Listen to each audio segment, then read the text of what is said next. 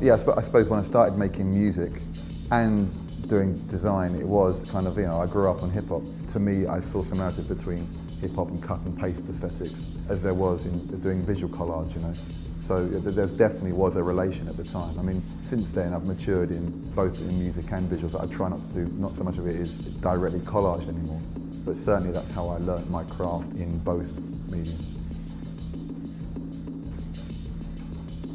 Most of my youth was spent going out raving, going to clubs, going to early hip hop things and early acid house raves. And the weird thing was at the time, most of the record covers were designed by old people.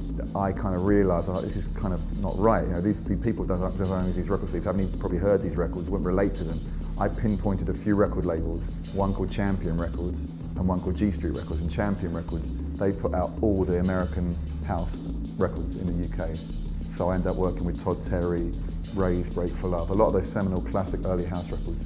I did the sleeves for just by going into the record label with my portfolio and saying, I'll do work for you for free, if you like it, then give me work. So I was doing 2 or 3 sleeves a week at that point.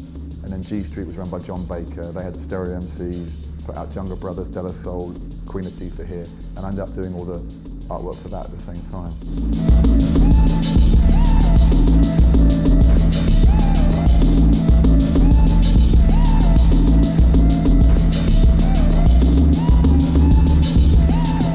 When I started doing the early house stuff, I wasn't making music at all.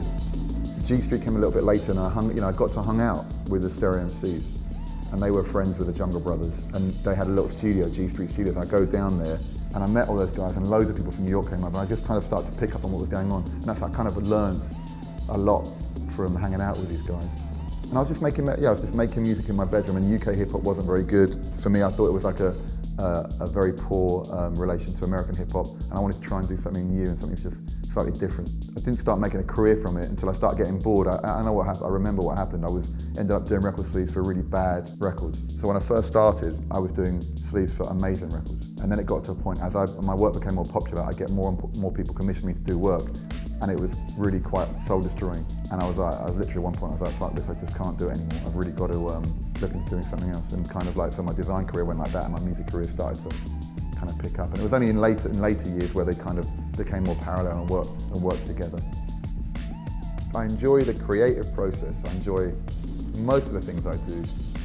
And the most important lesson I've learned in life is your work is only as good as your client. It doesn't matter how cool a job you have and what an exciting job you have. If the client is an arsehole, the work is not going to come out very well.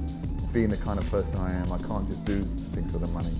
And I've done a few things in my life, I said many, but I've done a few things in my life, be that a remix or something for money, and it's always ended up being a nightmare. It's always been my worst piece of work.